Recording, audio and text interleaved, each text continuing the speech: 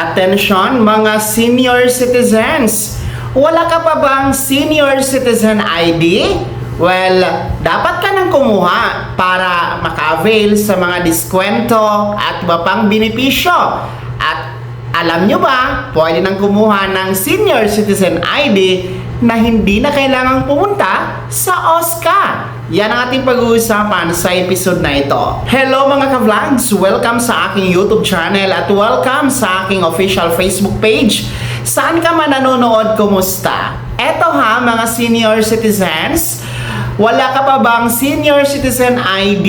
Aba, pwede ka nang kumuha online or physical at dapat meron ka talaga nito nang sa ganun ma-enjoy mo ang mga benepisyo at diskwento. Well, meron tayong dalawa na paraan sa pagkuha ng senior citizen ID, mga lolo at lola. Well, una, yung physical, no? Yung traditional na pamamaraan. Ang physical senior citizen ID ay physical nyo din pong kukunin at i-apply sa OSCA or Office of the Senior Citizens Affairs na nasa LGU, munisipyo or city hall ng inyong lugar. Okay? So, madali lang naman kunin ang OSCA ID, no? Yung senior citizen ID sa OSCA. Mabilis lang po yan makuha. And wala yung bayad. Well, ang mukha niyan kasi hindi pa yan nakalaminate, no? Hindi libre kasi ang lamination sa OSCA. Card lang po yan, lagyan nyo ng picture nyo na 1 by 1 picture, tapos pirmahan nyo bago i-laminate. So, ganun po yun. Actually, walang expiration ang atin pong physical senior citizen ID na nakukuha sa OSCA. Hanggat hindi po yan nasisira o hanggat hindi po yan nawawala, hindi nyo na kailangan kumuha o mag-renew, ha? Kasi no expiration naman yan, yung ating physical senior citizen ID na nakukuha sa OSCA. Yan ay valid ID for some transactions, mga lolo at lola. Well, pangalawa na paraan sa pagkuha ng ating senior citizen ID, yung hindi na kailangang pumunta sa OSCA, no? Hindi na kailangang pumila sa OSCA, hindi na kailangang mamasahe. Pwede itong kunin online, no? Gamit ang ating eGov.ph na app. Yes mga ka-vlogs, kung kayo po ay nakaregister sa eGov.ph na app, automatic pong ma-generate ang inyong senior citizen ID, no? Kasi di ba kung mag-register tayo sa eGov.ph na app, merong birthday dyan na hinihingi. So, madedetect niya kung ang eGov.ph user account ay senior citizen ID. Kaya, pwedeng ma-generate ang senior citizen ID gamit ang eGov.ph na app. Online lamang ito. Kaya sa mga wala pang eGov.ph na app, i-download nyo lamang po sa inyong cellphone sa Play Store kung naka-Android kayo or sa App Store kung naka-iPhone kayo or iOS, no? And then mag-register kayo para magkaroon kayo ng eGov.ph na account, no? Nang sa ganun maka-generate ng inyong digital senior citizen ID.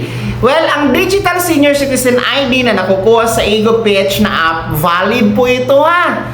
Hindi po dapat ito i-reject ng mga establishmento, opisina, mga transaksyon ninyo. Maaari po ninyong i-report sa DICT or i-report sa NCSC kung merong mga establishmento o kung merong hindi po tinatanggap yung inyong digital senior citizen ID, ha? May parusa po yan, mga lolo at lola. Well, anyway, ang atin pong physical ID na nakukuha sa OSCA at digital senior citizen ID from eGov.ph na app, wala naman silang pagkakaiba kasi pareho silang valid.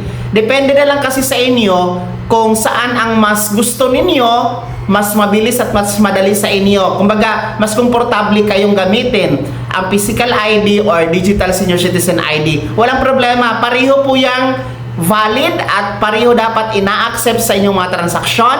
Wala po yung mga expiration. Ang ano lang kasi sa ating physical ID, no? Yung ating physical senior citizen ID, madalas kasi nakakalimutan ng mga seniors. Kaya hindi po nakaka-avail ng mga discounts. Lalo-lalo pa sa grocery, di ba? sa iba pang mga pagbili ng mga benepisyo, mga pangunahing pangangailangan, no, mga goods and services. Kasi nakakaligtaan yung ating physical senior citizen ID.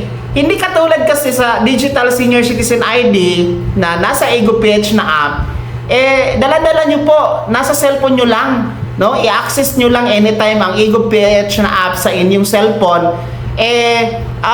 Andyan yung digital senior citizen ID ninyo, di ba? So, mamili na kayo kung alin ang mas gusto ninyo, okay? And then, yung atin pong digital senior citizen ID, paalala, bawal po yan i-laminate ha, or i-print, tawag nito, i-PVC ninyo, bawal po yan. Ipakita nyo lang talaga sa cellphone ninyo, ganun lang yon, no? Valid na po yan. Ayan ha, kumuha na kayo ng senior citizen ID, ma-physical man o digital senior citizen ID, para po sa pag-avail ng inyong mga benepisyo at mga diskwento, mga lolo at lola. Kaya naman, mga seniors, alin ba ang mas pabor, mas mabilis, mas magaan, at mas komportable kayo? Ang OSCA ID, yung physical, o yung digital senior citizen ID na nakukuha sa EgoPH na app? Ibahagi nyo po sa comment section na nasa baba. Maraming salamat sa pagtutok. God bless. Mag-ingat mga ka-vlogs.